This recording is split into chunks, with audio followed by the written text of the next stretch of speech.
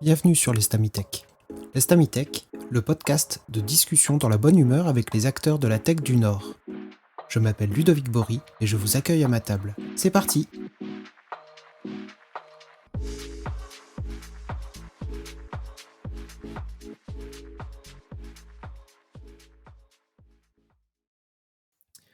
Dans une autre vie, j'ai été Scrum Master. C'était une vie où j'avais besoin de changement, après avoir passé des années dans l'industrie, avec des gros cycles en V, des cahiers de spécifications de plusieurs centaines de pages et des périodes de recettage à n'en plus finir. Depuis, fort heureusement, les choses ont bien changé. L'agilité a fait son chemin, on itère, on teste, des fois on se foire, mais on a aussi appris que ce n'était pas très grave de se tromper. Mais en 2025, où le monde de la tech ne sait plus trop où il en est, où en est l'agilité dans tout ça? Pour en discuter, je reçois Johan Dufour et Nicolas Tondeur, deux organisateurs de l'Agilil. Bonsoir messieurs, pouvez-vous vous présenter? Nicolas. Bonsoir, moi c'est Nicolas Tondeur, Nico pour les intimes. Je suis joueur. C'est la petite définition possible qui me correspond. Étant joueur dans la vie, j'accompagne les équipes, les évolutions d'entreprise, les individus à, à être les meilleurs eux-mêmes, en fait. Ok, Johan. Ça va être dur d'être derrière Nico avec l'histoire de joueur. Moi, je peux pas faire aussi court, clairement. Alors moi, je m'appelle Johan Dufour. Qu'est-ce que je fais? Je fais beaucoup de trucs. Mon métier principal, c'est d'être coach agile, hein, donc j'accompagne les équipes, les organisations, les gens à faire mieux. On peut aussi résumer comme ça. Et je fais aussi des podcasts. Un podcast qui s'appelle À l'arrache Coca où je parle de culture agile. Et sinon, pour Nord Agile, je suis membre depuis 3 ou 4 ans. J'ai du mal à me situer dans le temps, en fait, parce que ça va tellement vite, on fait tellement de choses que j'ai du mal à me mettre dans la timeline. Mais je crois que ça fait 4 ou 5 ans, en fait, en vrai. Et je suis récemment trésorier, en fait, de l'association et dans l'orga Ok. de l'Agile. Nico, ton rôle dans l'assaut? C'est compliqué Dinosaure. les rôles dans l'assaut agile, dans l'assaut de l'agile, simplement parce qu'en fait, on est sur une équipe auto-organisée. Et donc, on a des rôles officiels devant la loi. Mon rôle officiel devant la loi, c'est président. Au sein de l'association, je suis un peu le PO en fait de l'association et de l'événement parce que je suis souvent celui qui vient embêter pour être sûr qu'on reste dans ce qu'on a dit qu'on ferait, que on est dans les bonnes limites, ou de se dire tiens, cette limite là, est-ce qu'on doit la repousser? Si on doit la repousser, est-ce que ça parle aux utilisateurs ou aux participants plus exactement? Et donc ouais, j'ai un peu ce rôle de PO, gardien du temple. Bon, enchaîne. Est-ce que tu peux me parler pour la peine, monsieur le président, de l'histoire un petit peu de cet assaut et de l'événement? Ouais. L'événement, c'est pas tout le temps appelé l'Agilil. Pendant très longtemps, L'Agile il s'est appelé Tour. l'Agile Tour Lille, et il a débuté quand ça? En 2011, si je me trompe pas. Le premier événement, c'était 2011, dans la lignée de tous les Agile Tours français, en fait, qui se sont lancés à la même période. Et à l'origine, c'était juste un événement organisé par des passionnés. Il n'y avait même pas de structure pour porter l'événement. Le Nord Agile est sorti de terre pour pouvoir supporter l'événement, et surtout pour pouvoir porter d'année en année le financement de l'événement. Pas forcément l'organisation au départ, mais déjà le financement.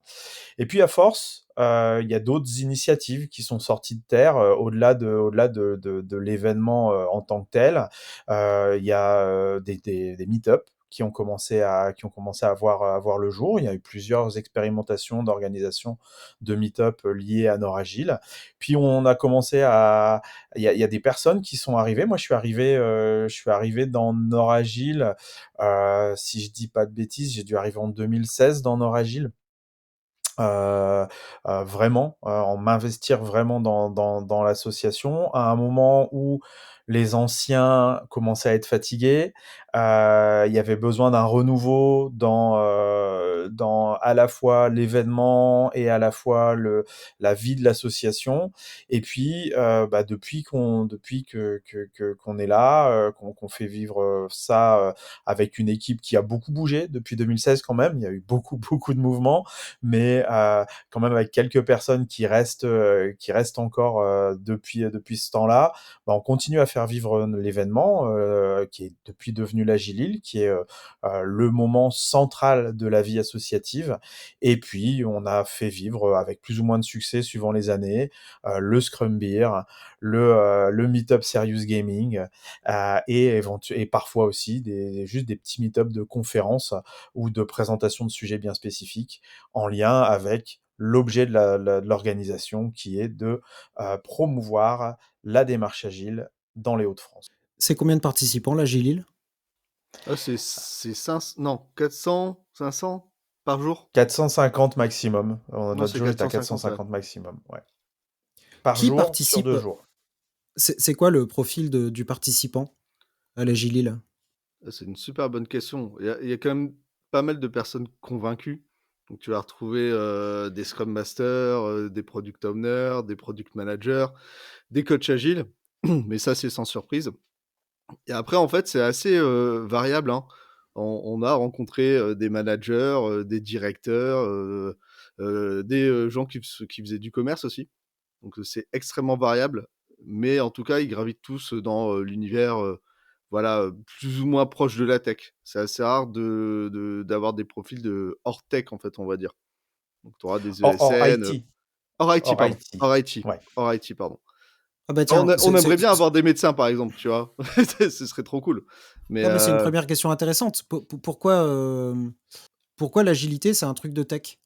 Pourquoi, il y a pas, je sais pas, le service marketing, des muliers, du retail, qui se dit: «Tiens, je vais faire de l'agilité et m'organiser comme ça, me donner des objectifs, itératifs et avancer» et pourquoi l'agilité, c'est un truc de tech?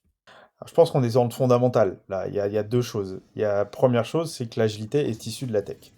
Le manifeste agile s'appelle le manifeste pour le développement logiciel agile, déjà, première chose. Donc dès le lancement enfin pas le lancement, mais dès le regroupement des bonnes pratiques qui a amené à la création du manifeste, ça a été teinté tech. Il y a eu beaucoup d'initiatives depuis qui font que on sait qu'on peut amener les pratiques agiles ailleurs, mais ça a souvent été teinté tech. Et du fait, comme ça a été teinté tech, c'est entré par l'opérationnel. L'opérationnel IT s'est lancé dans l'agile et quel que soit le mode de fonctionnement agile qui était lancé, c'est par là où on est rentré. Et depuis, il y a eu plein d'initiatives qui se sont lancés pour aller faire de l'IT dans le management, notamment, enfin de l'agile dans le management, avec notamment tout ce qu'on a vu autour du management 3.0, de Unfix, de tout ça, aller faire de l'agile, faire du produit en quelque sorte ailleurs aussi, dans le marketing, ceci, cela. Le problème, c'est que à chaque fois, ça se cloisonne. Plutôt que d'essayer de lancer une démarche globale d'entreprise et d'essayer de faire évoluer le système complet vers quelque chose qui soit au service de l'entreprise, de sa stratégie et tout ça, la plupart du temps, on a travaillé au process, purement au process. On a travaillé à la production et puis on s'est dit, enfin, les dirigeants, les gens qui payaient, on dit ça suffit, nous on travaille que nous, on veut des choses qui soient dans le pur opérationnel, sans se dire, mais en fait, peut-être qu'on pourrait nous aussi changer. Et ça, c'est un gros problème. attends, je pas Excuse-moi, ouais, tu en j'étais mute. muté, excuse-moi. C'est pour Quoi? ça. Tu es d'accord avec le constat? Oui, si, clairement. Clairement et alors, en fait, c'est ce que j'allais dire, en plus, ce côté historique, déjà, ça a un impact et après, tu as un côté, très silo qui existe dans les entreprises, en fait, sur lequel nous, on lutte, hein. On est plus, à promouvoir la collaboration, de tout le monde. Mais, et puis, les éléments de langage et cetera, enfin, mais il y a la même chose, en gros, entre les agilistes, les techos, le métier, tout le monde a son langage et parfois on a du mal à se comprendre. Nous, on veut péter tout ce truc-là et se dire: «OK, au final, ce qui est important, c'est la collaboration». Moi, j'aime beaucoup aussi le côté, stratégique d'entreprise, de dire: «OK, c'est quoi la vision? Qu'est-ce qu'on fait ensemble?» Mais il y a encore plein de travail, en fait. Enfin, il y a plein de choses à faire changer, à faire évoluer en termes de mentalité avant d'y arriver, quoi. Mais c'est marrant parce que moi, ma casquette, c'est une casquette tech avant tout Mmh. et hem et souvent, il y a des sujets d'outillage Ouais. et c'est-à-dire, quels sont les outils des techs et quels sont les outils que l'entreprise a bien envie d'utiliser et mmh et nous, dans une petite structure où on est une trentaine de personnes, on essaye de porter des projets. Ces projets, ils doivent avoir un espèce d'outillage commun et c'est toujours un grand débat, quoi, parce que les outillages de chaque équipe sont différents, les manières de faire de chaque équipe sont différentes. Même si les équipes, c'est 2 ou 3 personnes, même à petite échelle, c'est hyper dur d'avoir un flux, directeur, des outils communs et une visu, globale d'un projet en train d'avancer, quoi. C'est tout un Et univers. c'est tout un univers et c'est d'autant plus enfin, j'ai envie de dire, la démarche agile en tant que telle, elle est même elle-même, elle va amener à ce genre de problématique. Parce que comme on essaye de mettre les individus et leurs interactions devant les processus et les outils, comme on essaie à tout moment de dire: «On s'adapte à ton contexte», si on descend, bah, on s'adapte au contexte de l'individu, bah, chaque personne doit trouver, sa manière de fonctionner qui va la rendre efficace. Or, heu bah, ça amène, un défaut de lecture, ça ramène quelque chose d'illisible. C'est pour ça qu'il y a de gros frameworks qui, ont, eu le vent en poupe pendant un certain temps et qui continuent à l'avoir, hein, d'agilité d'entreprise pour, dire, voilà nous on considère qu'il faut faire les choses. Ça veut pas dire qu'ils répondent aux bonnes choses, ça veut pas dire que, c'est forcément la solution à tout, mais c'est beaucoup plus lisible d'un point de vue dirigeant, d'un point de vue, personne qui se dit: «Mais moi, en fait, j'ai besoin de comprendre ce qui se passe dans l'entreprise et d'assurer, une certaine uniformité». On dit pas à quel niveau de l'uniformité on a besoin de cette uniformité, mais on a besoin d'une uniformité. C'est pour ça que ces frameworks-là ont eu du succès et continuent à en avoir enfin, heureusement ou malheureusement, ça va dépendre s'ils ont du succès ou pas, Tu parles de Fédération SAFe? notamment, mais par pas que. exemple. Mais Mais pas le que, parce que ça excuse-moi, ça fait vraiment, heu, repartir de quelque chose où on dit: «Bah, OK, on» l'agilité où on imagine, l'agilité, il y a une petite notion de liberté avec. mmh Je suis agile, donc je suis capable de me déplacer très vite à quelque part, voilà et rajouter tout plein de lignes, et de petites étoiles et de petites documentations et de process pour, rajouter de la lisibilité et un contexte commun à l'entreprise et un cadre, c'est en fait, un cadre, c'est on peut pas être agile dans un cadre ouais. parce qu'on est contraint par ce dit cadre, quoi. C'est vachement dur, hein. Enfin, à un Bah, être moment, agile, le je sais pas si on peut dire être agile ou pas, mais en tout cas, le cadre t'impose une rigueur. Après, est-ce que ce cadre, en fait, est légitime? Tu vois, de dire, on va prendre Safe, hein, parce que c'est un super exemple. Se dire: «OK, est-ce qu'en fait, on est dans l'obligation pour, atteindre nos objectifs de poser l'intégralité, en fait, des choses qui sont écrites dans le schéma, alors qu'il est ultra complet?» Peut-être pas. Mais il faut se reposer la question et après c'est une valeur que moi je défends parce que c'est important. Faut être proche des valeurs avant tout, quoi. Parce que c'est ça le truc. Il y a un gars, justement, signataire du manifeste, qu'on aime bien, Alistair Cockburn, qui, justement, s'est dit: «OK, il y a plein de frameworks, c'est cool votre truc». Ça le saoulait un peu et là, créer le cœur de l'agilité justement pour se recentrer, en fait, sur des valeurs. La collaboration, la réflexion, l'amélioration et c'est marrant parce que j'oublie toujours la dernière et Nico, là, tu vas m'aider. C'est laquelle la L'adaptation dernière au valeur? changement. L'adaptation au changement, la L'adaptation, collaboration, les individus ré devant les individus et leur collaboration et la collaboration, avec le client. et la livraison de valeur. Enfin, la livraison, en fait, c'est livrer, le dernier over et bah, voilà, en fait, tu as 4 mots, c'est cool. Pas besoin d'aller plus loin et après tu bloques ce que tu veux derrière. Nico, tu voulais dire quelque chose? Ouais, je veux dire que, bah, en fait, l'agile est né de cadres. Ouais. Si tu regardes bien tous les signataires du manifeste, les primo-signataires, hein, pas enfin, ceux qui ont écrit le manifeste, c'est toutes des personnes qui avaient créé leur propre framework, leur propre cadre. Quand tu regardes Scrum, quand tu regardes XP, quand tu regardes... la volonté, elle est de créer de la valeur, de créer de l'excellence, mais ça n'empêche qu'XP, c'est ultra contraignant, XP. Mm. Et pourtant, on donne la liberté dans le cadre. Alors, c'est là où justement on en vient aussi à qu'est-ce qui fait qu'actuellement l'agile peut être décrié, ou il y a beaucoup de personnes qui disent que ça marche pas. Bah, c'est aussi parce que il y a des personnes qui ont eu une mauvaise interprétation de ce que ça voulait dire qu'être agile en fait. Euh, Être agile, ça veut dire être capable, comme tu l'as dit, être capable de pivoter, être capable d'être autonome, être capable de répondre aux besoins le plus vite possible. Mais ça ne veut pas nécessairement dire chacun fait ce qu'il veut, comme il veut, et de manière désordonnée. Tu vois. Non, non, mais non, Euh, non, non, oui, non, bien sûr. Mais parce que pour moi, de toute façon, à partir du moment où il y a un objectif qui est clair et que c'est l'objectif qui prime, bah, en fait, on fait pas ce qu'on veut parce que on cherche l'atteinte d'objectifs, quoi. Oui, Donc, Tout mon à fait. cadre, c'est le résultat, mais est-ce que c'est un cadre? Bon, c'est peut-être un peu philosophique, je vais essayer de recentrer un tout petit peu. ouais. Je peux vous, demander pour la peine, quelles étaient les tendances à l'Agilil cette année? Donc, déjà, c'était en juin, il me semble? C'était en juin. Ouais, Fin juin. heu, quelles étaient les tendances? Moi, j'ai noté, 3-4 sujets, que j'ai lus un petit peu dans le programme. J'ai pas eu la chance d'y assister cette année. J'imagine bien que ça a parlé d'IA parce qu'on est obligé de parler d'IA dans n'importe quel, podcast, sujet, discussion, thème, voilà.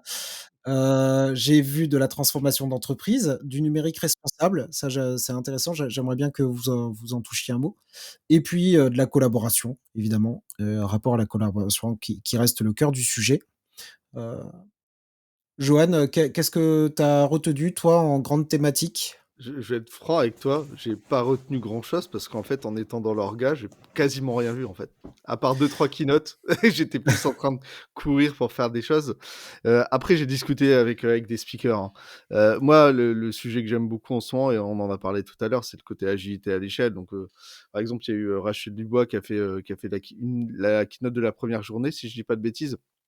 Justement pour parler, en fait, de 4 types de démarches d'agilité à l'échelle. Alors je l'ai vu en replay, ce qui m'a permis aussi de compléter par rapport aux discussions que j'avais eues et ça, par exemple, c'est un sujet qui est ultra intéressant en matière d'organisation, comprendre aussi, pourquoi ça marche pas, pourquoi est-ce que, les entreprises sont peut-être pas prêtes, pourquoi est-ce que, ça a mauvaise presse? Bref, c'est des questions, qui permettent aussi de comprendre un petit peu l'écosystème dans lequel on évolue et aussi potentiellement, surtout en ce moment, la réputation en fait qu'ont ces frameworks, et cetera, et cetera. Voilà, enfin moi c'est un sujet qui me tient à cœur et aussi l'aspect de transformation. Parce qu'au final, ça veut dire quoi transformer une entreprise? Mais ouais, je te dis, j'ai pas vu beaucoup de conférences, donc je peux pas t'aider sur, je sais ce qui a été programmé. Par contre, sur le détail, voilà. Nicolas? Ouais, il y a eu les grandes tendances. Alors, l'IA, pas énormément en fait. Il y a peut-être une ou deux conférences sur l'IA, mais on n'en avait pas volontairement fait un thème central dans la mesure où bah, il y a beaucoup. En fait, l'année dernière, donc en 2025, on a encore voulu faire une conférence la plus généraliste possible. C'est pas dit qu'on puisse continuer parce que bah, il y a l'engouement pour les conférences agiles, il est en déclin aussi, donc il va falloir qu'on se réinvente. Mais l'année dernière, on a voulu se faire le plus généraliste possible. Donc quand on regarde les sujets, oui, il y a ces sujets il y a ces sujets d'IA, il y a eu des sujets autour du produit, de l'organisation produit, de la gestion du produit. Beaucoup de retours d'expérience. Je pense que c'est ça aussi que les gens viennent chercher, c'est les retours d'expérience de moi, enfin, de ce que le speaker a rencontré dans son milieu, d'aller dans le très factuel, dans le très concret. On est retourné sur des sujets qui restent des sujets d'actualité, mais on a eu la chance de reparler No Estimate, on a eu la chance de reparler de mettre en place des cadres, de mettre en place des cadres agiles, en se disant mais est-ce qu'en fait si on n'en met pas, est-ce qu'en fait on se trompe pas? Donc il y a eu des sujets tout autour de ça, avec bien sûr encore des sujets plus d'ouverture autour du développement personnel, autour de problématiques très spécifiques, tiens, telle chose dans le produit, qu'est-ce qui se passe? Par contre, ça fait quelques années qu'on n'adresse plus directement le développeur dans l'Agile. Et ça, cette année, c'était encore une fois un sujet qu'on n'a pas adressé spécifiquement.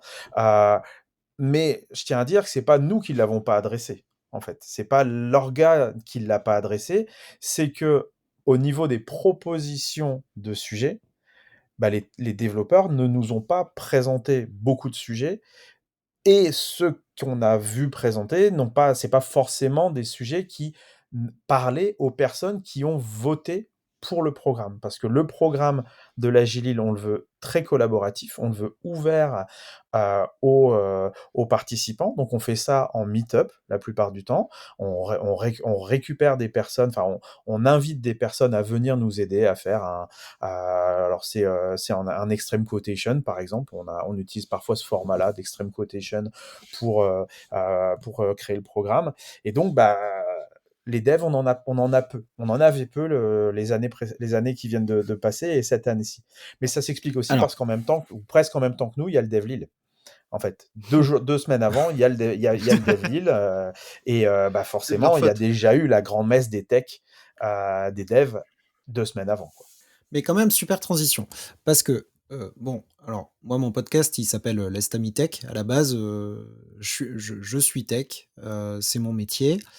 Quand même, j'ai des gens qui travaillent avec moi et on est une équipe et tout ça et on est aussi en charge, nous, de s'auto-organiser, quoi. Donc en fait, ça fait partie de notre quotidien d'être la meilleure version de nous-mêmes, comme, tu disais, Johan.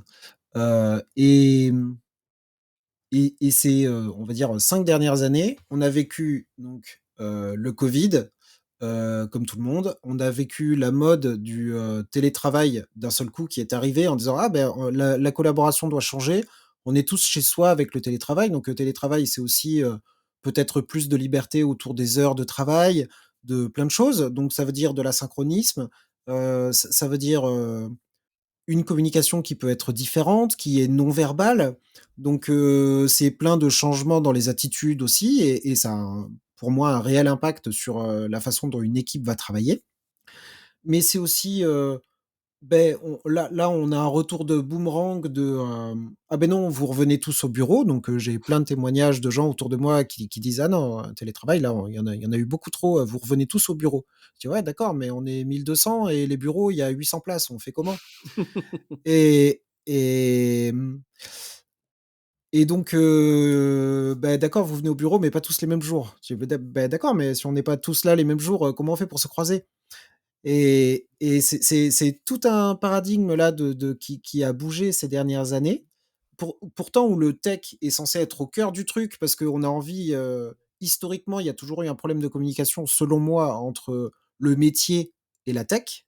Ils parlent pas la même langue comme vous l'avez dit tout à l'heure et tous ces trucs ont été mis en place pour mieux communiquer et pourtant le tech a du mal à se saisir du sujet. C'est quoi votre vision de tout ça en 2025 avec, toutes ces modifications et qui ont eu lieu et le télétravail et les conforts de vie et les méthodes qui ont évolué et tout ça? Ah, tu vois, je vais te donner mon avis par rapport, justement au prisme, du Técos, hein. Comment est-ce que, le Técos, par exemple, vit, le fait qu'on lui impose, en fait, un certain nombre de choses et estampillées agile? Est-ce qu'en fait, on l'embarque ou est-ce qu'on lui dit: «Non, non, en fait, tu vas faire ça, ça, ça», parce que c'est écrit justement dans un cadre, mais on lui a pas donné le sens? Moi, c'est plutôt la perception que j'ai, hein, sur le côté, Ouais, bon, alors l'agilité, c'est cool, mais on s'en fout un peu et puis c'est pas notre problème. Alors qu'en réalité, la plupart des techs que je côtoie, que ce soit, des juniors ou des experts, ils sont déjà agiles, en fait. Ils sont déjà dans la collaboration, dans leur équipe, ils essaient de livrer de la valeur, en tout cas se poser la question. En tout cas, j'en connais pas beaucoup qui se considèrent comme des simples pisseurs de code et ce serait quand même un peu triste, en fait, si c'était le cas. Donc tu vois, tu as déjà ce truc-là et et après c'est est-ce qu'ils ont envie, est-ce qu'ils ont les moyens, en matière de temps, d'aller plus loin, sur ces thématiques-là? Est-ce qu'ils considèrent que c'est de leur responsabilité? Ça, c'est peut-être une autre question aussi à se poser. Est-ce qu'ils en ont la liberté aussi? Parce que, heu la plupart des problématiques que tu remontais, Ludo, moi je vois pas nécessairement des problématiques liées spécifiquement à notre domaine au domaine agile, mais aussi des problématiques purement de management. Et quand on parle transformation agile, quand on parle, management, ben en fait, on se rend compte que c'est souvent, «Faites ce que je dis parce que je fais», d'un point de vue managérial, heu et heu et il y a notamment Laurent Morisseau qui en parle très bien, qui dit: «On est dans une situation plafond de verre, plancher de verre» où, on met en place des choses côté des équipes, qui sont censés fonctionner, mais qui marchent sans doute bien au niveau de chacune des équipes, individuellement. Quand on remonte que, bah, on pourrait aller plus loin, parce que en fait, nous, la philosophie qui est mise en place au niveau des équipes, cette autonomie, cette envie de bien faire, la plupart des freins qu'on rencontre sont plus des freins au niveau de l'équipe, ou au niveau de l'inter-équipe, mais au niveau structurel, au niveau RH, au niveau stratégique et ben, en fait, ils se prennent un plafond de verre parce qu'ils sont pas écoutés et inversement, le management essaye de mettre en place des choses. Et puis, bah, au moment donné, il y a ce choc de culture dont tu as parlé, mais qui n'est pas uniquement un choc de culture métier tech, hein, qui est aussi un choc de culture stratège, tacticien. Au niveau des organisations et donc bah, eux rencontrent un plancher de verre où ils se font pas entendre et souvent, bah, malheureusement quand ils n'ont pas, les informations qui vont bien, ils reviennent à des vieilles pratiques ou à des choses qui sont ancrées dans la manière dont eux, ils ont appris les choses. On impose des décisions, on prend pas forcément, on regarde pas le problème, ou en tout cas on regarde le symptôme, mais on regarde pas la cause. Et donc, ah bah tiens, mais tu parlais du retour sur site, bah, suite au télétravail. Oh ouais, j'ai l'impression que mes équipes, elles sont plus efficaces parce que je les ai plus sous la main, parce que je les vois plus. Bon, allez, on va imposer le retour sur site et tout ça. Est-ce que réellement c'était ça ton problème? Et à chaque fois, retourner à la cause, c'est vachement important. Heu, mais comme tu dis, les équipes ont tendance à subir, et il y a des mentalités à changer. Et c'est là où on a une problématique, c'est que pour les managers, maintenant, l'agile est presque devenu une commodité. C'est un petit peu le fonctionnement agile, la structuration agile des équipes. C'est vu comme par les managers comme, bah, en fait, c'est comme Excel. Les gens, ils sont censés maîtriser. On n'a plus besoin de faire évoluer ça. Sauf que, bah, il faudrait franchir l'étape d'au-dessus.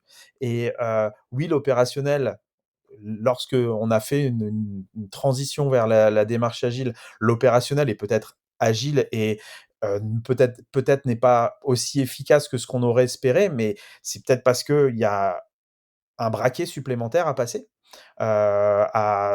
plutôt que de le faire au niveau des équipes, le faire au niveau d'au-dessus. Et puis aussi, malheureusement, et ça, je sais que je vais titiller l'oreille de Johan. Le problème, c'est que la plupart du temps, on s'est lancé dans une démarche d'amélioration des process sans évaluer le vrai impact de ce qu'on mettait Mmh. en place. Oui, c'est mon mot du moment, ce impact. Bah, alors tiens, voilà, on rentre en plein dans le truc. Au-delà de parce que je comment dire ça? Au-delà de mesurer l'impact de la transformation des équipes, bon, j'ai l'impression qu'on parle de productivité. Est-ce qu'on est plus productif, quand Ouais, voilà. Mais alors, je veux y venir.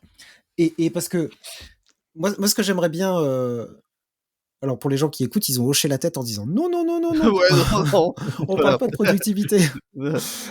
Euh, quelle est la frontière aujourd'hui entre le produit et la tech et l'agilité?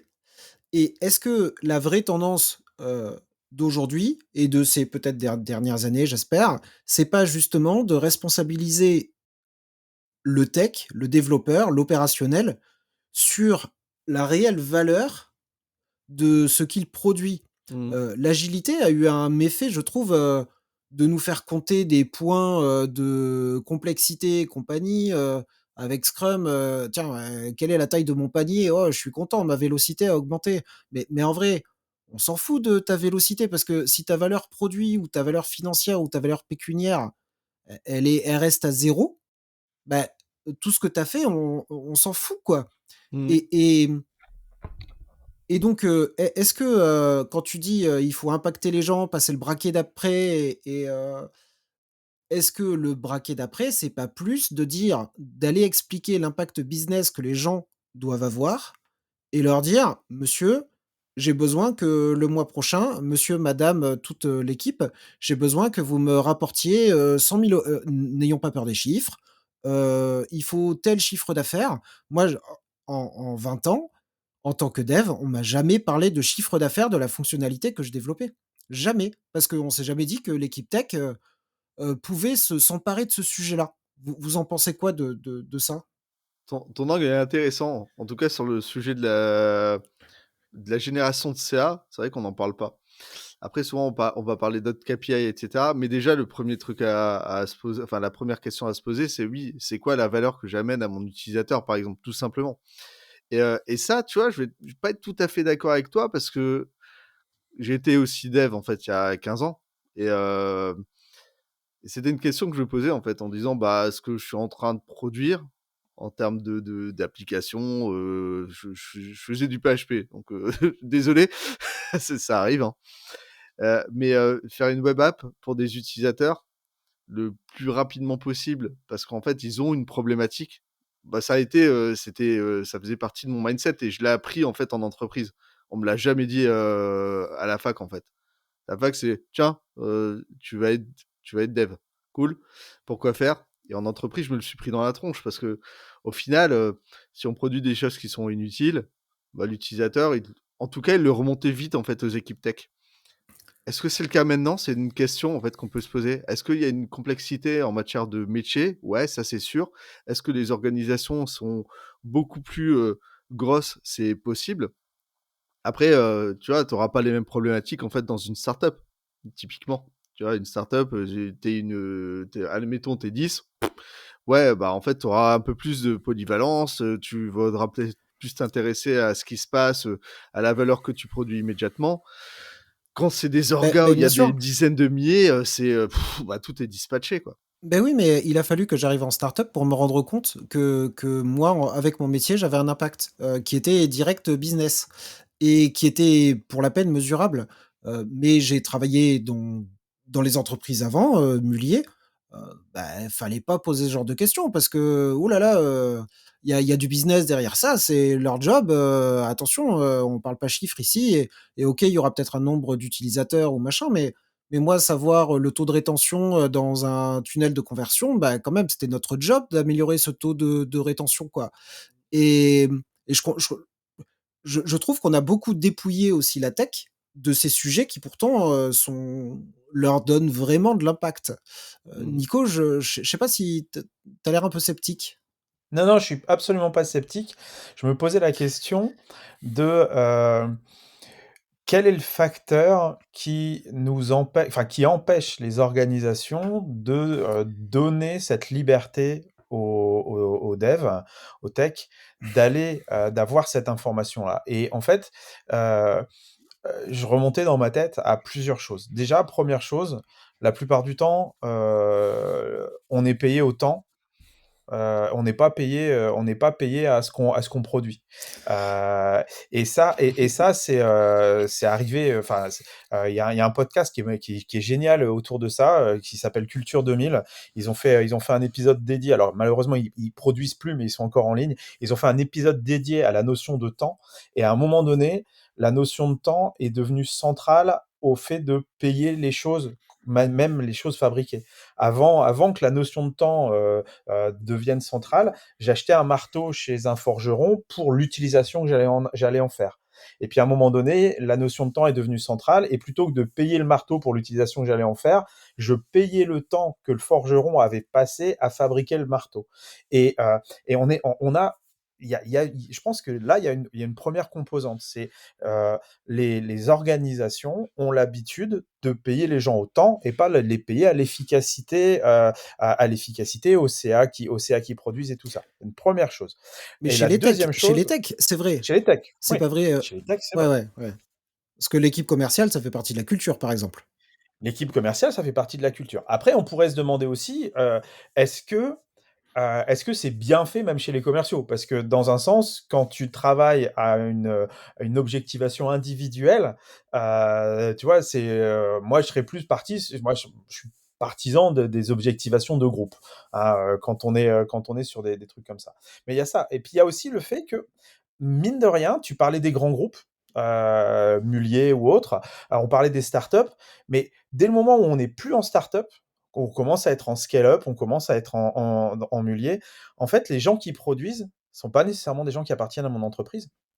Et donc, sont des gens qui sont en sous-traitance. Et potentiellement, bah, j'achète un service aux gens, et donc pourquoi est-ce que j'irais, bah, m'exposer? Et je parle vraiment, c'est de l'hypothétique, hein, je n'ai pas creusé cette chose-là plus que ce qu'on en parle maintenant. Mais potentiellement, moi qui suis patron, pourquoi est-ce que je dirais à mes sous-traitants: «Bah, voilà ce que vous me rapportez», sous risque de les voir, venir négocier en disant: «Eh, tu as vu ce que je te rapporte? Bah, tu vas me payer un peu plus», tu vois? Ouais, mais l'inverse est vrai.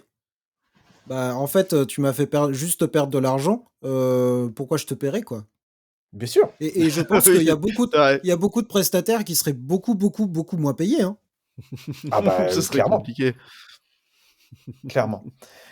Mais c'est une des notions c'est une notion de l'impact. L'impact, c'est pas uniquement le CA aussi, hein. Pour être honnête, une des Non, promesses de l'agile, c'était aussi de faire en sorte que les gens se sentent mieux dans leur environnement, limite en produisant la même chose, mais qu'ils se sentent mieux dans leur environnement. C'était de limiter le Mmh. turnover. Ça pour moi, sont des vrais impacts. Tu parlais de la productivité. La productivité, un résultat d'un impact positif que l'agile peut avoir. L'agile ne doit pas chercher à aller sur de la productivité, parce que déjà, il faut suivre le bon indicateur. Et c'est rigolo parce que c'est ma prochaine conférence. Ma prochaine conférence, celle que je suis en train d'écrire, elle est autour de bah, c'est quoi les chiffres qu'on peut suivre et les mauvais chiffres qu'on peut suivre en fait. L'impact, c'est surtout qu'est-ce que j'essaye d'améliorer? Et je pense que malheureusement, dans nos évolutions agiles, dans beaucoup d'accompagnements agiles, et je parle bien spécifiquement de l'agile, les gens, ils ont oublié de se poser la question: «Qu'est-ce qu'on essaye d'améliorer?» Ils ont juste vu un truc qui brillait, et ils ont dit: «Et nous, on veut aussi ce truc qui brille là», sans se dire: «Mais est-ce que réellement c'est le truc qui est adapté pour nous? Est-ce que réellement on va améliorer les choses?» Et si on veut améliorer les choses et s'il y a des choses à améliorer, est-ce qu'on est capable de se dire à un moment donné: oui, on les a améliorés ou pas. Le chiffre d'affaires, c'est une des choses qu'on peut améliorer, mais pas que. ouais, mais tu vois, est-ce qu'on peut pas considérer le bonheur des gens, et la rétention et le turnover et tout ça, comme des c'est une métrique, soit, mais finalement, s'ils sont plus heureux, est-ce que juste ils vont pas être plus investis dans l'entreprise et au final, j a avoir des résultats plus positifs pour l'entreprise? Heu, on disait avec, Johan, tout à l'heure, qu'on devait en permanence jouer avec, 3 curseurs, avant l'épisode c'est quelque chose que je dis souvent avec, mes collègues. Il y a il y a le contentement de l'employé, le contentement de nos clients et le contentement de l'entreprise ou l'intérêt de chacun. et Mmh. qu'on doit gérer en permanence le curseur entre les 3 et juste, dire que si mon employé est très heureux, c'est aussi dans l'intérêt de l'entreprise, bah, c'est plutôt c'est une conséquence. L'entreprise va y gagner quelque chose, quoi. Mmh. Oui, mais si on regarde juste le chiffre d'affaires, en fait, c'est peut-être ça va dépendre, mais parfois le chiffre d'affaires, c'est pas juste la bonne mesure. La marge, ça pourrait être la meilleure Ah oui, une oui, meilleure oui, mesure, tu oui, bien vois? sûr, bien sûr. Parce que pour un même chiffre d'affaires, si les gars, ils produisent 2 fois plus vite, parce qu'ils sont mieux, tu Non, non, mais vois? bien sûr. Après, c'est Oui, oui. mais c'est une vraie question, hein. Oh bah, parce qu'il y a un truc, il y a déjà l'historique et la culture de chaque entreprise, en fait, toutes les cultures sont différentes, hein, c'est normal, enfin, voilà, donc qu'est-ce qu'ils regardent, en fait, comme indicateur, en fait, pour se dire: «OK, notre entreprise, en fait, elle est capable de survivre», hein, parce que souvent enfin, c'est le constat et après, c'est comment est-ce qu'on fait parler les indicateurs entre eux? Moi, c'est un truc que j'aime bien faire. En fait, il y a 2 choses, sur les indicateurs. Un, la lecture dans le temps, comment est-ce qu'ils évoluent dans le temps et 2, elles évoluent aussi, par rapport à quels autres indicateurs, en fait, dans l'ensemble, des choses qu'on est capable de mesurer et suivre. Et ça, en fait, c'est juste se dire: «OK, est-ce qu'on est capable de prendre en considération la satisfaction, des collaboratrices et collaborateurs dans l'équation et de le lier à plein d'autres trucs, plein d'autres indicateurs. Ah, peut-être le CA, mais peut-être, d'autres choses, je sais pas, un taux de rétention ou enfin, il y a plein de choses qui existent. Ou même juste au niveau sociétal, tu vois? Niveau Peut-être sociétal, que c'est ça. peut-être que, mon organisation, mon entreprise, si je suis meilleur, si je travaille mieux, si je vais vers de l'agilité idéale, mais vraiment, très, philosophique du terme, peut-être que je vais pas générer plus de CA ni plus de marge, mais peut-être que je vais coûter moins à la société parce que mes gars, ils seront moins malades, tu vois? Ça en fait, suivre le bon indicateur, c'est important et pour suivre le bon indicateur, faut se dire: «C'est quoi que je veux améliorer et comment je vérifie que je le fais?» Et ça, malheureusement, bah, c'est un des gros échecs, je pense, des accompagnements agiles. On pourrait le mettre sur le dos des faux agiles, on pourrait le mettre sur le dos des ayatollahs, agiles, on pourrait le mettre sur plein de choses, mais le constat, pour moi, c'est bah, on n'a pas vraiment été prouvé qu'on a changé les choses dans le bon sens et le Chaos Report nous le montre à chaque fois, quoi. Mais c'est hyper dur, en vrai, mesurer, c'est dur. Nous, même à toute petite échelle, j'ai essayé plein de fois de mettre en place, les Dora Metrics et ce genre de choses. J'ai mes petits, j'ai mes petites métriques à moi qui m'intéressent, le nombre de bugs qu'on va générer tous les mois et compagnie, ou en tout cas qui nous sont remontés, les temps de résolution et compagnie. Mais c'est ouais, c'est dur, quoi. La mesure est dure, mais Ouais et ouais. Oui, oui, la mesure est dure, c'est tout à fait vrai et trouver la bonne mesure, c'est dur. Mais tu l'as dit au départ, on l'avantage si on est dans une démarche agile, c'est qu'on se donne le droit de se tromper aussi et qu'on se donne le mais par contre, il faut se tromper le plus vite possible et donc trouver une bonne mesure, un bon rythme de mesure qui va nous permettre de regarder où on va et puis aussi, à un moment donné, de se dire: est-ce que la mesure, ou est-ce que ce que je veux faire, c'est en rapport avec, mon contexte? Et tu parlais des DORA. Pour moi, les DORA, c'est des mesures d'efficacité d'un système, mais c'est pas nécessairement des mesures de mon système, il est bon, tu vois? Non, non, Mon c'est un système, il est indicateur. efficace. Mmh? Ouais, ouais, c'est ça, c'est un indicateur, parmi d'autres. ouais, Alors je puis suis obligé de vous poser. Excuse-moi, vas-y, Johan. ouais, je veux juste terminer là-dessus, hein, aussi la difficulté aussi de la mesure, c'est qu'il faut se poser, en fait, pour y arriver, pour mesurer le truc. Quand on est surchargé d'activités ou quand on est en train de faire des choses et cetera, se poser, c'est pas une évidence, en fait Ouais, et exactement. Mesurer un monde mouvant, c'est quelque chose d'encore plus dur parce ouais, que il parce que faut la s'arrêter mesure, c'est ouais, c'est ça. ça, là. Ouais, ouais. Ah, je Alors lisais un truc, dans la semaine.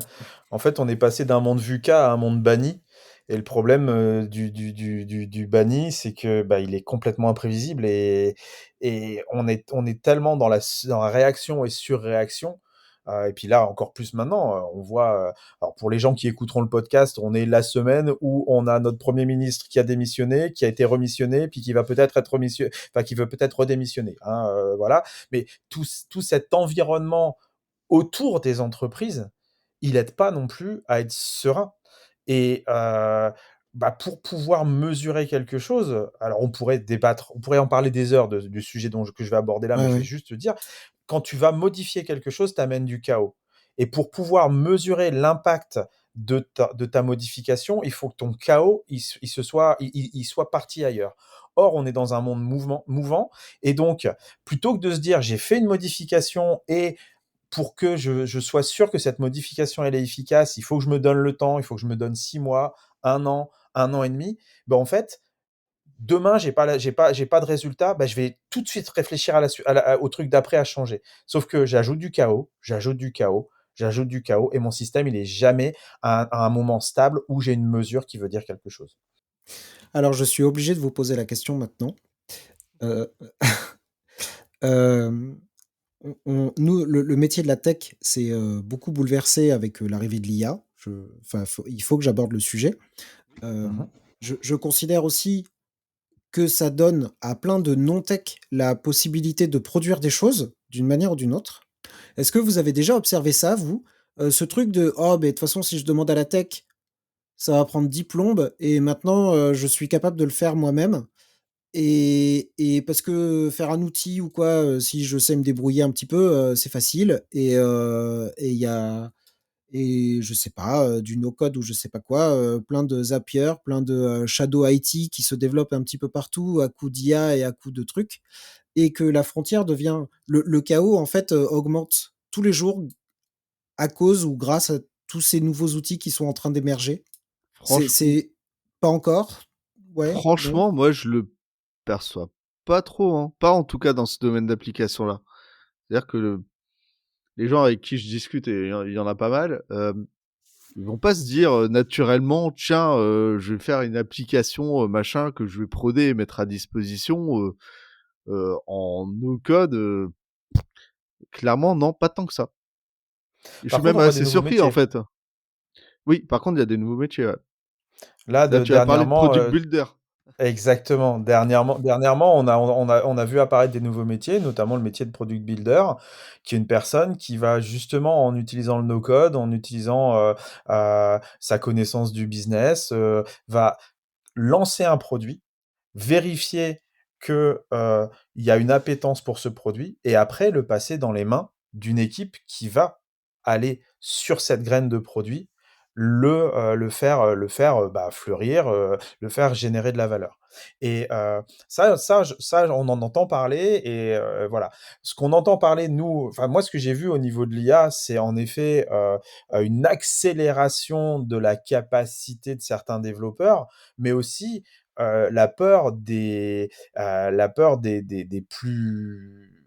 plus expérimentés, de se dire: «Mais en fait, je vais me récupérer du code de merde, et mon boulot, ça va être du débugage de code pas bien fait à longueur de temps, et je vais plus faire vraiment, bah, ce que j'aime faire, c'est créer des choses complexes et tout ça».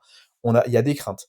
Mais heu, c'est pas les seuls. Il y a pas que les tech qui va être touché. De plus en plus, on voit des gens qui vont interroger, des IA, «Tiens, je suis dans un rôle de scrum master, je rencontre telle, difficulté, qu'est-ce que je peux faire?» Moi qui suis en plus de tout ce que je fais, je suis en plus serious game designer. Il y a des gens qui sont venus me voir en me disant: «Hey, tu vu, regarde, j'ai dit, j'ai telle problématique, est-ce que tu peux me créer un serious game?» Et puis, l'outil, enfin, le ChatGPT ou Gemini, il leur a créé un serious game avec des règles et avec les éléments de débrief et tout ça. Donc oui, les outils sont là. Est-ce qu'ils feront bien les choses mieux que nous? Je pense qu'il va falloir de toute façon qu'à un moment donné, on échoue aussi, que qu'il y ait des grosses erreurs, des gros échecs pour qu'on se rende compte que ça peut pas marcher.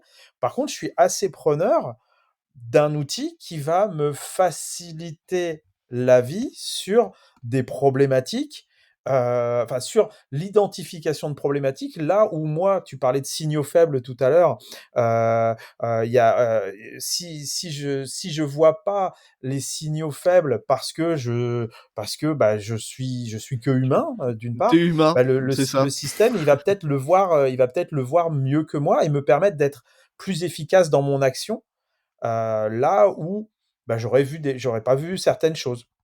J'aimerais bien qu'on revienne sur, le product builder. Bon, alors, si je résume, c'est quelqu'un à qui on a donné les clés, du business, la possibilité de créer un produit et de mesurer son impact, et pour savoir si c'est pertinent ou pas. Mais c'est pas justement ce qu'on dit depuis tout à l'heure, dire: «Mais pourquoi en fait tous les techs sont pas des product builders?» Excellente Ah, parce question. que parce que le product builder, il est, son rôle, c'est uniquement de démarrer le produit. C'est pas de le faire vivre et de le faire évoluer. Non, mais tel qu'il est décrit là actuellement. C'est vraiment ça son rôle, c'est en fait d'être le product owner qui va faire du no code, qui va créer quelque chose de quick and dirty et une fois que c'est prêt, là, je le mets dans les mains de quelqu'un des gens qui savent faire fructuer ça. C'est là la grosse différence que je vois. Mais tu as raison, oui. Une fois que j'ai fait ça, si je le passe à une équipe qui a la main sur le business, qui a la main sur la valeur qu'il crée, bah, en fait, on devrait, et je dis bien on devrait parce que j'ai pas encore vu d'exemple totalement abouti, surtout dans les grands comptes de ça, mais on devrait arriver à une équipe autonome qui crée de la valeur et qui n'est pas remis en question. Mais d'ailleurs, tu vois, c'est une culture de, savoir jeter ce qu'on a fait. Ça, c'est un truc aussi qui m'a vachement intrigué, chez les techs, historiquement. Les techs n'aiment pas trop jeter, leur travail. Il y a un truc d'ego, tu vois? De je sais pas quoi, «Ah bah, c'est dommage C'est quand le même, j'ai biais travaillé 2 c'est le semaines et biais tout». Ah, c'est pas que les irrécupérable. techs, hein. C'est pas que les techs, hein. C'est très global, hein. Et c'est un truc qui est ouais, qui est assez humain en vrai. Et je sais plus, il y a une expérience, peut-être que tu vas pouvoir m'aider Nico là-dessus. Et j'avais vu un truc trop rigolo. C'est des cubes avec un pont, tu sais, comme quand pour les enfants, les jeunes enfants. Et en fait, naturellement, quand on va se dire, ok, donc il y a deux cubes sur le côté, le pont, et on va dire, ah, il faudrait, en fait, il y a un déséquilibre en fait. Il faut enlever ou remettre quelque chose pour remettre en équilibre. Naturellement, les gens ils vont dire ah je prends un cube et je le rajoute, comme ça le pont il est droit. En fait, on peut aussi enlever un cube pour le redresser, mais le principal c'est que le pont existe encore. En fait, très naturellement, l'humain il va rajouter des choses. Nous on le voit dans les backlogs en fait, on va rajouter des fonctionnalités, on va les retirer.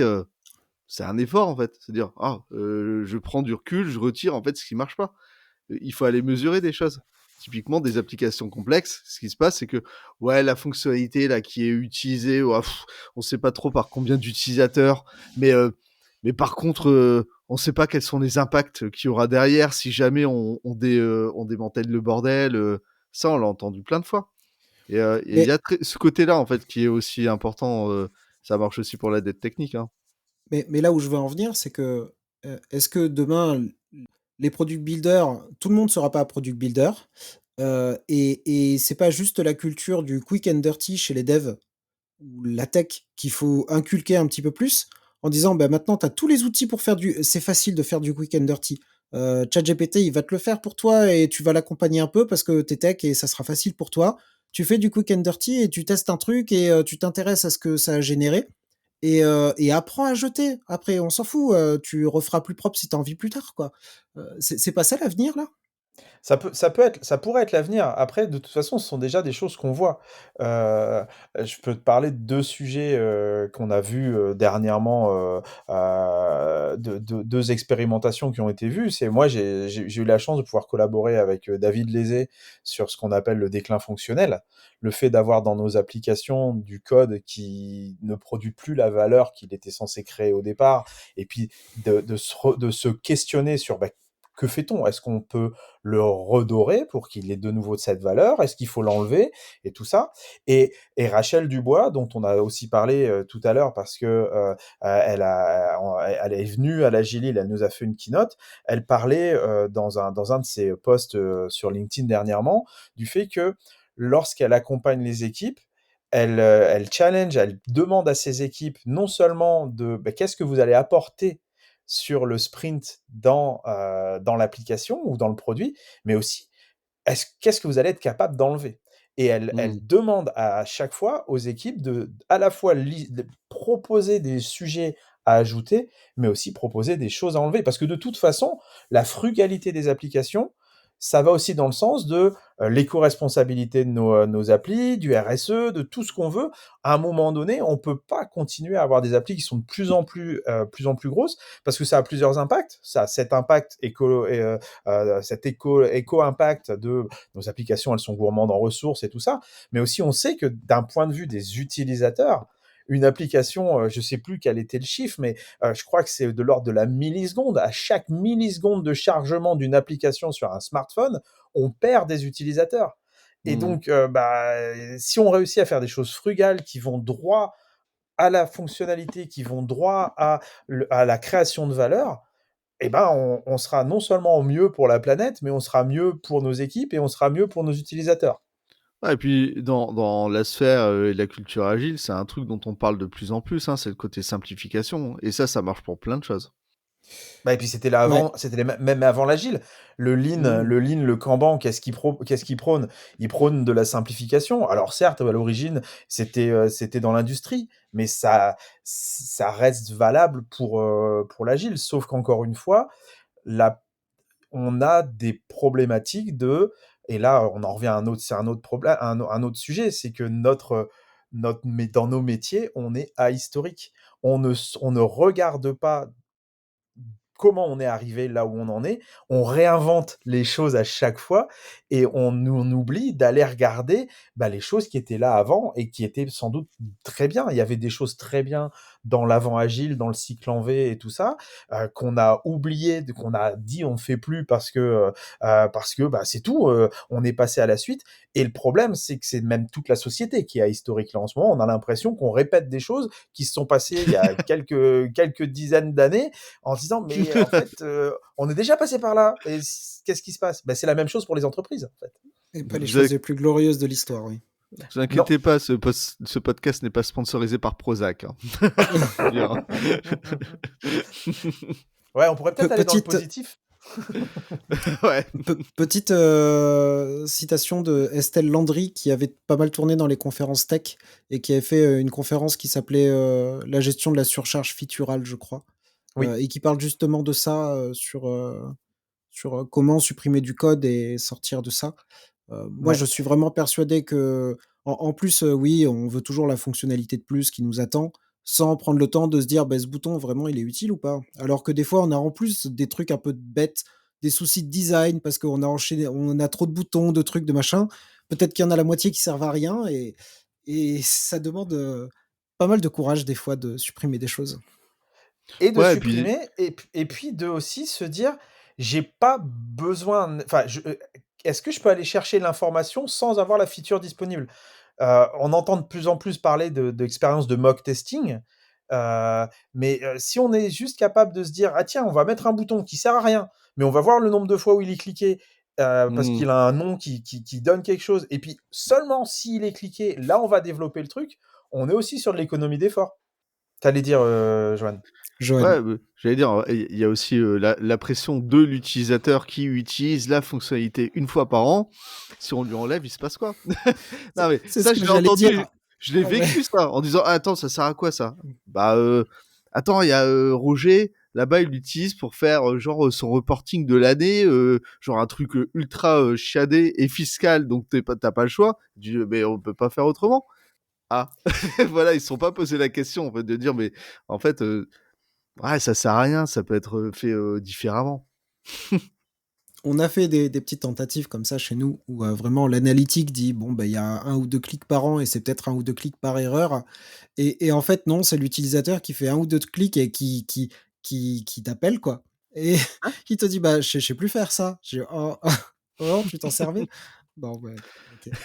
Mais bon, je voulais aussi, juste vous poser la question. J'ai vu, que dans le programme de la Gilil cette année, il y avait une journée forum ouvert du vendredi. J'étais assez curieux de connaître le principe et de savoir ce que vous en aviez tiré. Ah, c'était une expérimentation, hein, parce qu'on faisait pas ça. On a même décalé, l'événement, d'une journée en avant pour pouvoir tester. Qu'est-ce qu'on en a pensé? Tu veux dire en tant que participant ou en tant qu'orga? Bah, déjà expliquer le principe et puis ouais, les 2 d'ailleurs, hein, si vous avez un petit En retour d'expérience quoi. en gros, le forum ouvert, c'est un événement non organisé. Donc, les gens, viennent et puis on définit des sujets en début de journée, en se disant: «Voilà, moi j'ai envie de parler de telle et telle thématique, j'ai envie de proposer, telle serious game, j'ai envie de faire ça, tel atelier». Et en fait, à la fin, en gros, les gens votent. Ils disent: «OK, moi ça m'intéresse» et cetera, et les groupes se forment naturellement dans la journée. Ce qui fait que chacun va repartir avec ce qu'il a envie, d'exposer ou d'apprendre ou découvrir, en fait, des choses, qu'il avait absolument pas prévues, contrairement, en fait, à un programme d'événements, où, c'est déjà cadré à l'avance. Là, c'est vraiment une journée d'échange, et de collaboration sur le coup. Nico, est-ce que tu veux compléter? Ouais, enfin, je vais compléter un petit peu. Tu disais que c'était une expérimentation. Déjà, c'est pas nous qui avons inventé le forum ouvert, hein, Oui, ça oui, c'est oui. une C'est c'est une une manière, expérimentation pour nous, Nord Agile, après l'Agile, on va dire. Enfin, collé après à l'Agile, on va l'agilise. dire. Voilà, le forum ouvert, c'est un mode de mise en pratique, de mise en action de l'intelligence collective, où en effet, on ne sait pas quels sont les sujets. On peut mettre une thématique parfois, mais on ne sait pas quels sont les sujets qui seront abordés dans la journée. Les gens qui seront là sont forcément les bonnes personnes pour aborder les sujets qui seront abordés. Et puis, ce qui se passera dans le forum ouvert, bah, c'est la meilleure chose qui pouvait se passer, quoi qu'il arrive. Des forums ouverts, il y en a il y en a un peu partout en fonction des événements. Il y a Grenoble qui en fait un tous les ans en clôture de l'Agile Grenoble. Nous, on en fait un aussi assez régulièrement autour du Serious Gaming avec l'Agile Games Hauts-de-France. D'ailleurs, je ne sais pas quand sera diffusé le podcast, mais le prochain prévu, c'est le 11 décembre. Donc, hésitez pas à vous inscrire. Mais on avait déjà fait des tentatives avec la Gili, on avait déjà fait des tentatives de forums ouverts, soit des forums ouverts libres, complètement indépendants de l'événement, soit des forums ouverts où, bah, en fait, c'était une salle réservée aux forums ouverts durant l'événement.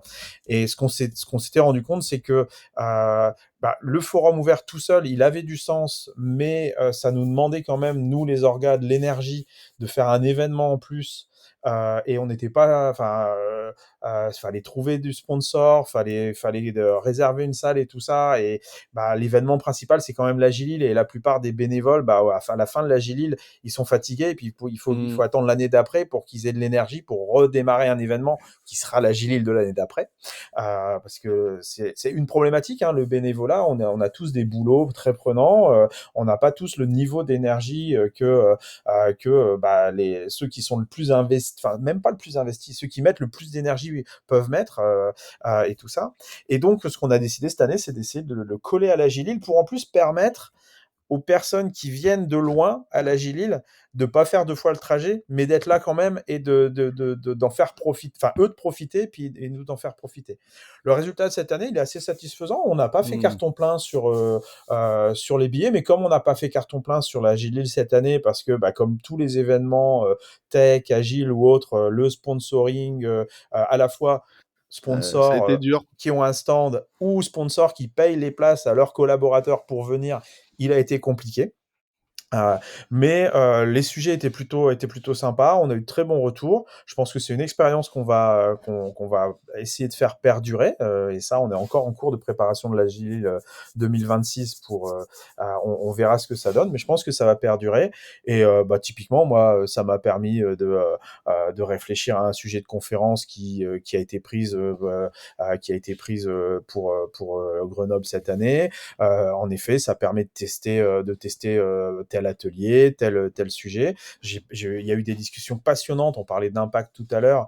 Il y avait notamment un responsable contrôle de gestion qui était là et qui nous disait mais en fait les coachs agiles, vous avez jamais capable de prouver au contrôle de gestion que vous apportiez de la valeur à l'entreprise.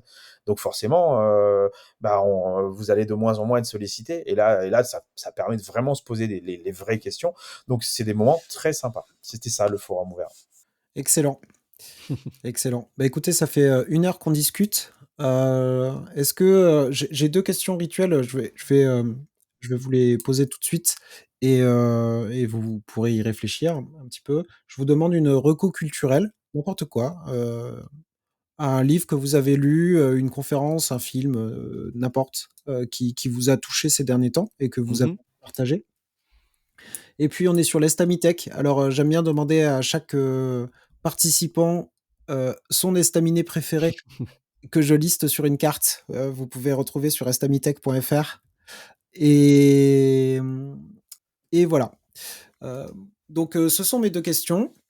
En attendant, est-ce que vous avez un petit mot de la fin sur votre métier du moment ou vos envies, vos prédictions sur 2026? Qu'est-ce qui va se passer pour vous dans votre vie de coach agile en 2026, à votre avis? Nico?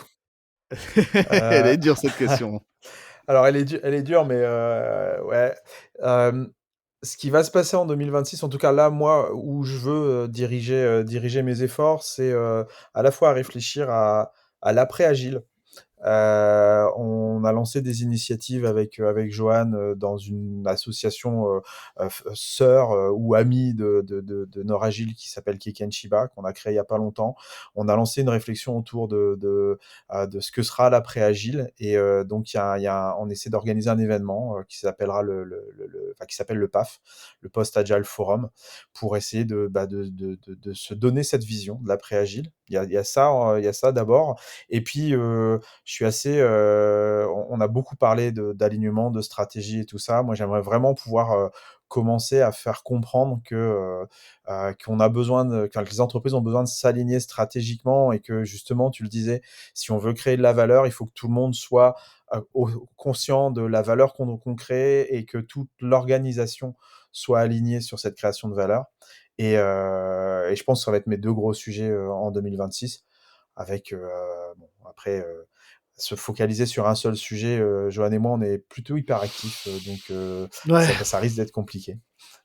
Bon, ce qui est cool, c'est que tu Jo- as déjà dit une partie des sujets parce qu'on a pas mal de sujets en commun, en binôme, en groupe avec des gens assez fous. Mais ouais, la transformation aussi de nos métiers, hein, c'est une vraie question. Encore une fois, on va citer Rachel Dubois parce qu'elle en parle aussi beaucoup dans ses posts. Elle a fait une conférence, la Gilles en scène, dont elle parle de l'évolution du coach agile. Pour rebondir sur ce que tu disais, Ludovic, tout à l'heure, le côté IA, moi, je considère que c'est un outil. Moi, je me vois bien sur ce côté-là, augmentation par IA, mais pas IA qui remplace tout, en fait. Enfin, je pense pas que ça ait du sens même de dire que ça remplacera des personnes. Mais l'augmentation par l'IA, moi, je crois que, ouais, enfin, au service des humains, c'est une option qu'on va voir d'ici même très rapidement, je pense, fin d'année et la suite. Et après, réfléchir, hein, les démarches RSE, le numérique responsable, il y a plein de thématiques sur lesquelles nous, on peut s'interfacer. Donc là, c'est encore flou, mais ça va se dessiner dans le temps. Ouais, moi, je suis assez curieux de ce qui se passe en ce moment. Il y a des certifs là qui sont. Il y a une mode hein, des certifs dans les Mmh. entreprises. Il y a la certif B Corp en ce moment qu'on entend pas mal, qui a un impact sur la façon dont les gens travaillent Mmh. et le bonheur en entreprise et plein de choses. Et la responsabilité de l'entreprise et la responsabilité de chacun. Oui, Bon, je me dis que ça va peut-être aussi prendre un petit peu de place. Je sais pas. Je l'espère un peu. Ouais. j'espère aussi, ouais. Ou en tout cas que le but de ces certifs va prendre de la place. La certif en tant que telle, personnellement, je m'en fous un peu, quoi. Ouais. Ah, puis Bah, il y a il y a une réflexion que j'ai beaucoup aimée il y a quelques mois, que j'ai vu passer sur LinkedIn où il y a un gars qui disait, mais pourquoi est-ce qu'avec l'IA, on essaye d'automatiser les tâches que les gens aiment bien faire? Est-ce qu'on n'essaierait pas d'aller Oui, automatiser les tâches que les gens n'aiment pas faire? Clairement, moi, 100%. si on me Ouais, fournit un robot qui fait la vaisselle, qui fait le ménage et tout ça, je serais super content de passer mon temps ouais, c'est ça. à bosser plus, en quelque sorte, hein, c'est aller très loin, mais arrêtons de demander aux IA de faire les choses que les humains aiment faire et demandons-leur de faire les Ouais. choses qu'ils aiment pas faire, quoi. Ouais, laissez-moi dessiner pendant que, mon IA fait la vaisselle, quoi. C'est mais Par clairement. exemple. ouais. Merci à tous les 2. Nico, est-ce que, tu as réfléchi à une petite, reco culturelle? Ouais, une reco culturelle qui m'a beaucoup touché en début d'année, c'est la BD Par la force des arbres. L'histoire dessinée d'un mec qui a fait un burn-out et qui est parti s'installer loin de sa famille dans un arbre. Elle est magnifique. Ça m'a beaucoup touché, beaucoup marqué. Puis elle est très jolie aussi à regarder. Et puis tu demandais un estaminet. Moi, mon estaminet phare, j'y vais pas assez souvent, mais c'est l'estaminet de l'ancienne maison commune à Ondgame, qui est vraiment sympa, un feu de bois pour cuire la viande tout au long de l'année, des tables gigantesques où on est 12-15 à table, même si on se connaît pas. Il est vraiment sympa, notamment y aller le week-end avec la famille et les amis, faut pas hésiter. Tu donnes envie. Johan? Alors, reco culturel, je peux t'en donner 2. Ouais, vas-y, vas-y. Alors, il y en a une, c'est, forcément dans la thématique du jour, hein, c'est, Ta gueule, c'est agile de Patrice Fornalik que j'ai mangé cet été. J'ai trouvé ça très cool et contrairement au titre, c'est, pas si, subversif que ça. C'est très, retour terrain, en fait, donc c'est assez intéressant. Donc lisez-le, hein, si vous avez des doutes sur la culture agile, sur ce que vous faites en tant qu'agiliste ou tech, ça va vous rassurer sur un certain nombre de choses. En tout cas, moi j'ai adoré, je l'ai dévoré. Le deuxième livre, c'est Objectif Zéro sale con de Robert Sutton, qui est un spécialiste américain du management et qui est aussi super intéressant vu le contexte politique du moment. Parce que voilà, enfin lisez-le parce que la thématique, en tout cas le titre est assez parlant.